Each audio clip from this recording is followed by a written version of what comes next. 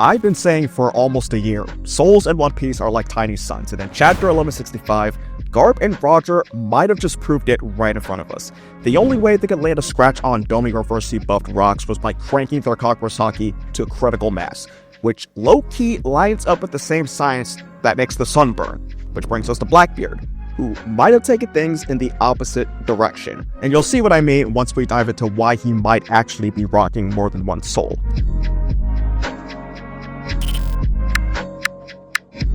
So real quick, before we get into the Garp and Roger moment, I want to circle back to something that I've been speculating about in a few past videos. I've talked about how Haki might actually be the tangible manifestation of your soul. It's tied to willpower, ambition, and just everything that defines who you are. Building on that, I've been exploring the idea that souls in One Piece are basically miniature suns. Not literally the sun, but they behave like one, just on a smaller scale. This would tie into the importance of the sun in One Piece as the symbol of freedom. You can check out these videos where I break down all of that in more detail, but that idea is going to be more important for understanding what I think happens when Roger and Garp hit critical mass. So, critical mass is not a term Oda throws around lightly. In fact, this is the first time that Oda throws that term around. In real-world science, it's the point where pressure and energy inside a star stops being stable. Everything inside hits a breaking point. Either the star ignites brighter or collapses under its own gravity. And honestly, that kind of detail fits right into how Oda writes. He's always pulling from real-world physics when it serves the story, like the Mother Flame or Foxy's Slow Slope group. Oh, hell no. Sea Stone matching the ocean's wavelength. All of it ripped out of physics class. You know, the same class half of us bond, but now suddenly makes sense in One Piece.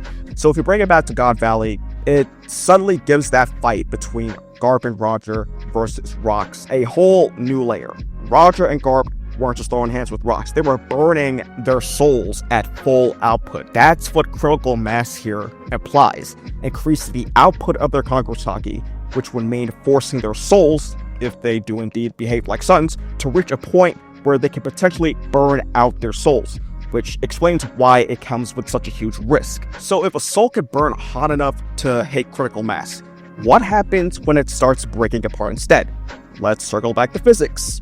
Well, anime physics, because let's be real, my diploma's from 4Kids TV, not MIT. Like I said before, prior to a star collapsing into its own gravity, it hits a critical mass, the tipping point where its energy output overwhelms its internal stability. Garp and Roger in this context would be pushing their souls to its absolute limit to amplify the output of Conqueror's Haki in exchange of potentially burning out their souls and dying. But I think that same idea can work in reverse too, both literally and symbolically through internal climax, the moment when a character's own philosophy turns against them. I know this all sounds way too abstract right now, but it's all gonna make sense. Oda seems to build this into almost every major downfall. Each character's belief system, their core philosophy, sort of acts like the internal pressure keeping their soul stable, but when that philosophy starts contradicting itself, the balance gives out.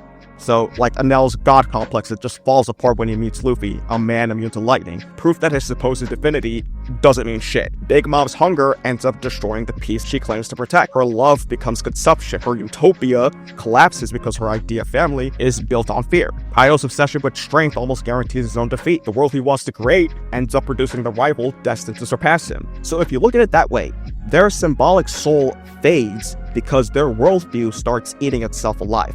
So, now that we understand why it makes sense for souls in One Piece to behave like the sun, it's time to examine the symbolic foundation behind the concept of souls, the blueprint for how Oda interprets them throughout the story.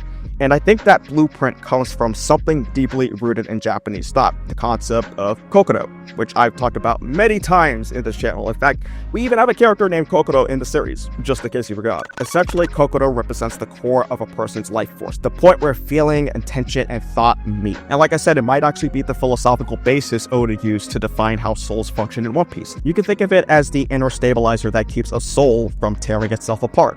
When your feelings and intentions and thoughts move together, the soul stays whole. Haki flows naturally, intentions are clear, and power feels alive. But when one outweighs the others, everything starts to fall apart. And this could explain why characters like Katakuri, when their emotions spiral out, lose control of their observation Haki. But it could also explain Blackbeard, the man who might as well represent what a soul looks like. when it shits itself. I mean, everything about him feels off. His body's described as abnormal and he can't sleep. The part about him not being able to sleep really stands out.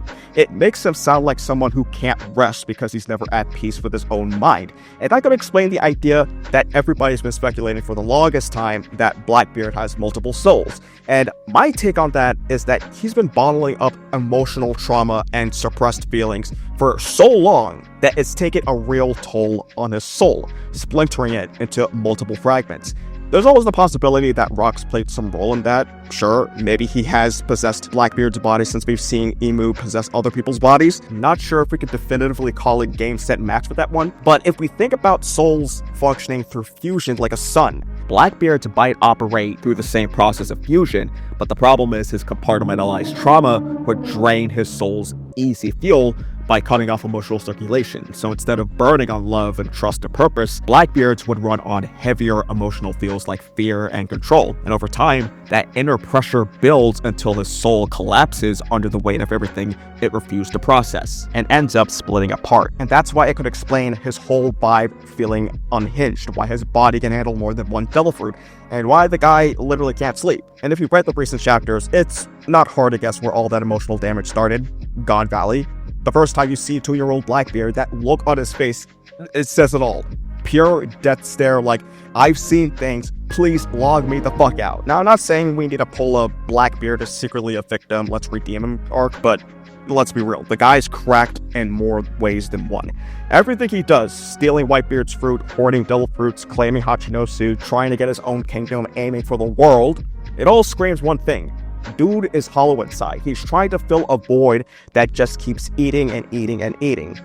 Kind of like, I don't know, a black hole? You know, the thing left behind after the sun explodes into a supernova. Pretty on brand for what we've been saying about souls acting like suns, right? Blackbeard's out here running on 0 REM sleep, mind fried, his soul hasn't taken a paid vacation since the day he was born. So if Blackbeard's soul was fractured under the weight of oppression, the system, the world itself, then Luffy's is what it looks like when somebody endures that same pressure and holds himself together. Luffy can hit sleep mode like mid-battle, mid-meal, mid-sentence, hell, probably mid-air. Actually, not probably, definitely. And it's because his soul is chill. He's at peace in a way Blackbeard can't even fake. That single contrast in these characters' sleeping schedules, it says everything. If Garp and Roger's critical mass moment proved anything, it's that a soul hits its peak right before it breaks. The kind of energy that could go either way. It can destroy or it can protect what matters most. Luffy channels it through joy and purpose and love, and Blackbeard through fear and chaos. And that fear, the thing he can't escape, is what I break down in this video right here.